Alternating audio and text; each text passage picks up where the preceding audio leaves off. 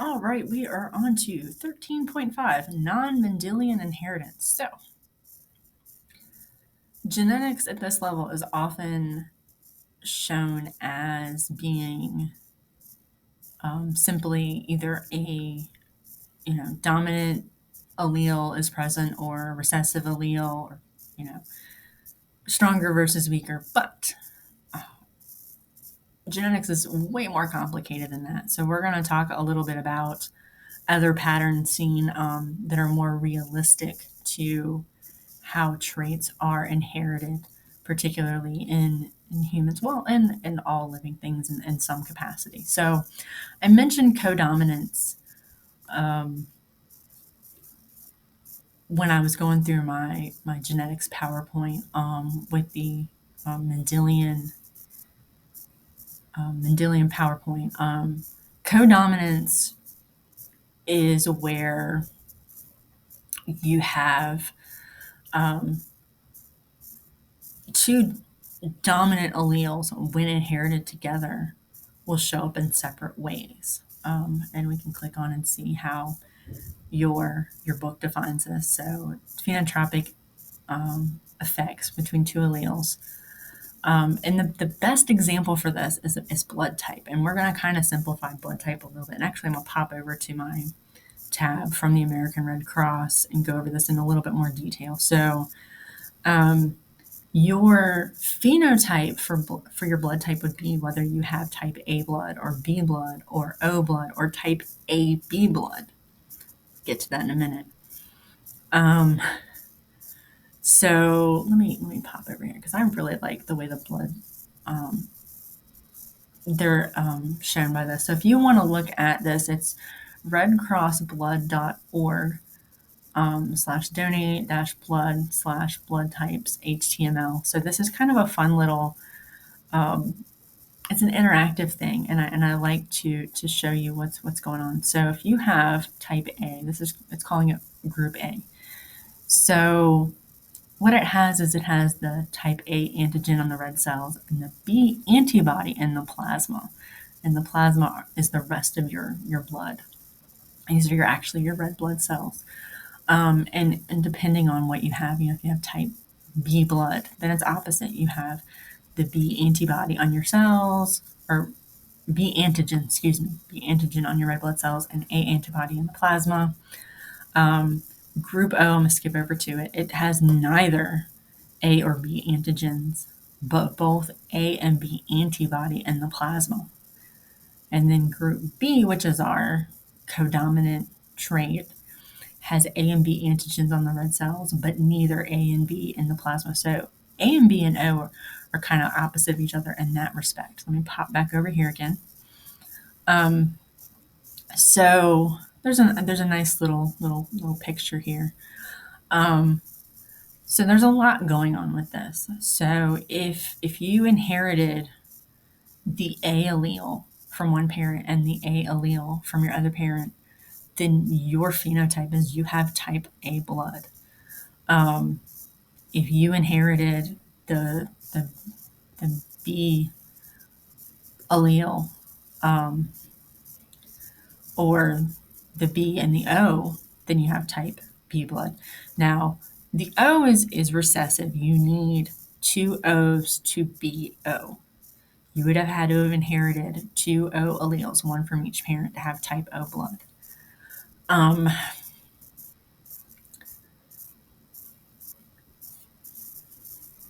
Again, this is multiple alleles. We have a lot going on. If you inherited an A and a B, then you have codominant and you have what's called AB blood. And why this is important is it comes down to blood transfusions. If you have type O blood, you can donate to everybody. However, you can only receive type O blood. And I'm going to pop back over here because this has a great way to kind of show this. So if you have type O, then you can donate to everybody. So you can donate to O, A, and B. But if you notice, if you have type A, you can donate to A and AB.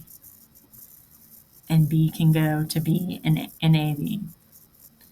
And then AB can donate to other ABs, but can receive from everybody. So it's kind of weird the way this works. Um, this gets into the negative here because that's an Rh factor. I'm not going to get too much into that. So if you're type O negative blood, you can donate to any blood type, which is why they're high in demand. So if you've ever donated blood and you have type O negative blood, then I don't want to say they're going to bug you, but the Red Cross is going to encourage you to donate because you're going to be able to help more people that way. Type O negative, type O positive. However, only 7% of the population are O negative. Um, it's what's used in emergencies because they don't. They can donate to anybody. So if they don't know your blood type, they could use that and know that there's not going to be an interaction based on the antibodies that are done. This also shows you that the different types and the percentage of the populations um, based on different backgrounds. And again, it goes in the negative and the positive, and you can actually see this is what I really wanted to see. So if you have, one parent is O and one parent is B, then they could be either O or B. And it really depends on what the second parent is with type B. Do they have two copies of that dominant allele? Do they have a copy of the dominant and a copy of the recessive? That's the only way to get an O. And if you have two people who have type O blood, they're going to always have type O blood type children because they can only give O. That's our recessive. If we have an A and we have an A, depending on which one is, if they both only have A's, then they're only going to have A offspring. Whereas if one of them has AA, one of them has AO, they're still going to have A offspring. Now, if they're both AO, and we could do Punnett squares on this. The point of me going over this is to show you that there's lots of possibilities with this, and this is a lot more more realistic in terms of our genetics and how genes are done. There's a lot more than just dominant recessive. You either got this or you don't.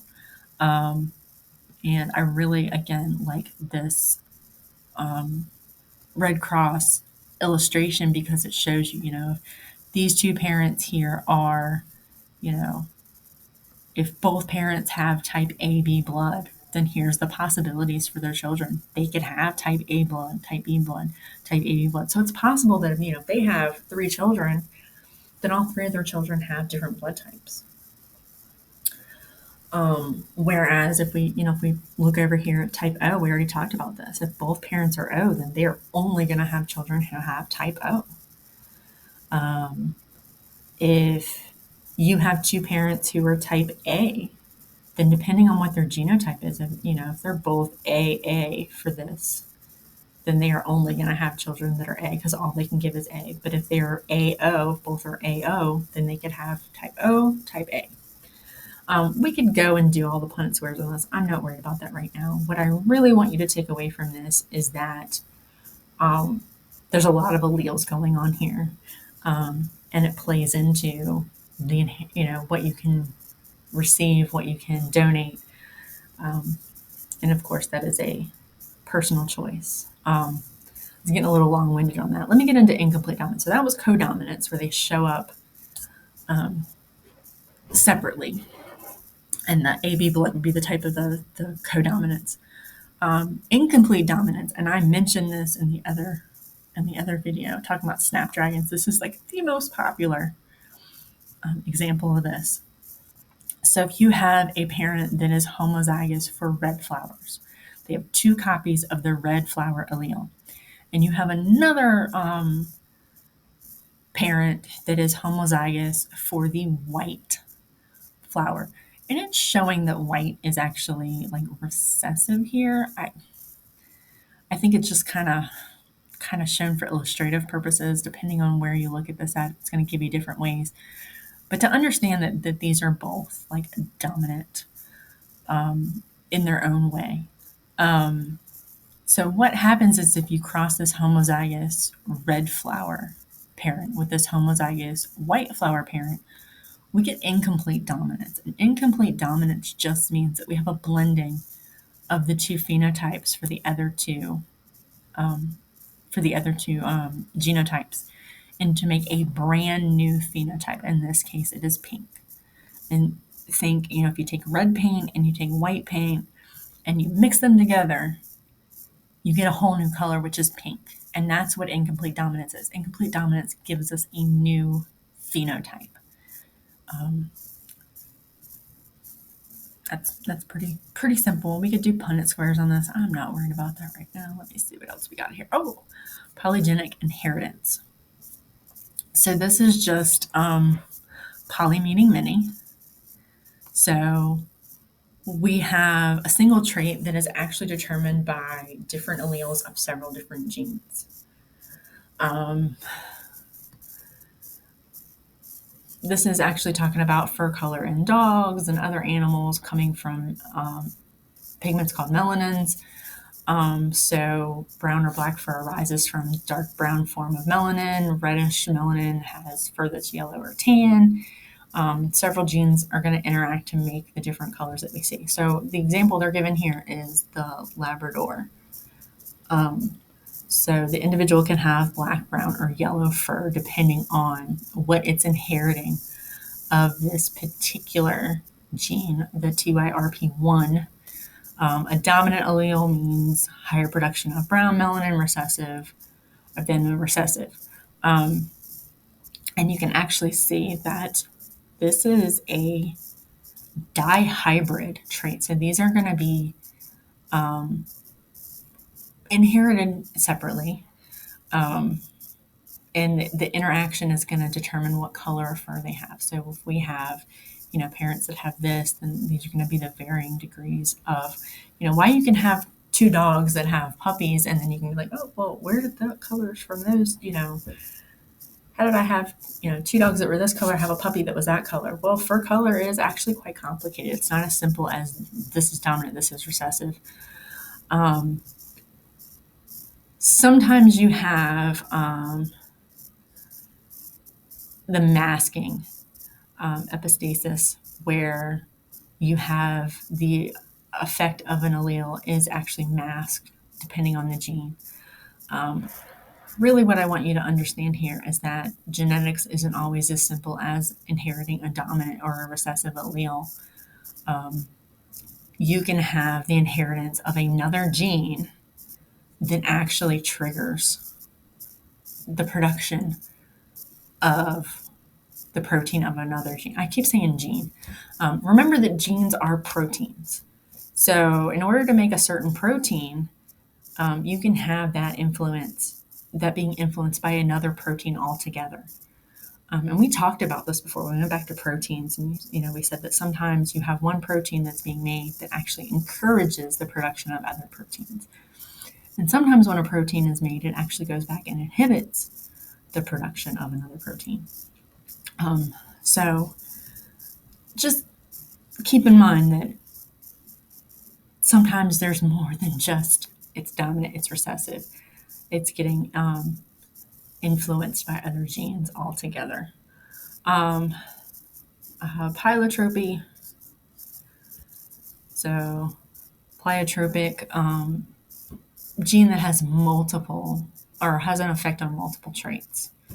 Again, this is getting more into the realistic. I'm not worried too much about you being able to solve any genetics problems that deal with this, but a lot of genetic disorders, we talked about cystic fibrosis, sickle cell anemia, I think we mentioned before, those are caused by mutations in single genes. But then you have Marfan syndrome.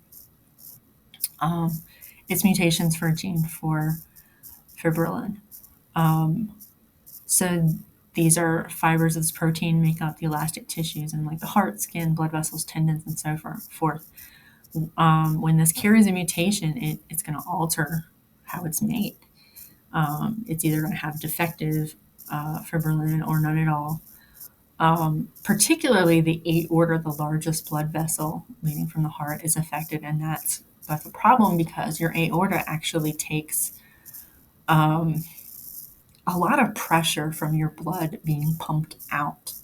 It's very thick, but in this case, if it's not as elastic, it's not able to overcome that pressure from the blood being pumped through it. It can stretch too much and then become leaky, and that is a bad thing.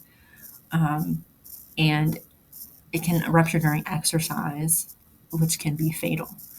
Um, so about 1 in 5,000 people have Marfan syndrome. There's no cure, but the increase in the awareness has helped to save lives, because if you're not aware that you have it and you exercise and you've had a weakened aorta and it burst, it's not a good thing. And then it talks about Isaiah Austin, who was diagnosed just days before the 2014 NBA draft. Um, Unfortunately, his diagnosis that his heart could just rupture unexpectedly during a game, it kind of ended his dream there. However, it, it likely saved his life, being aware of this situation and this possibility. Um, Things could be done to help monitor and maybe even prevent it. Um,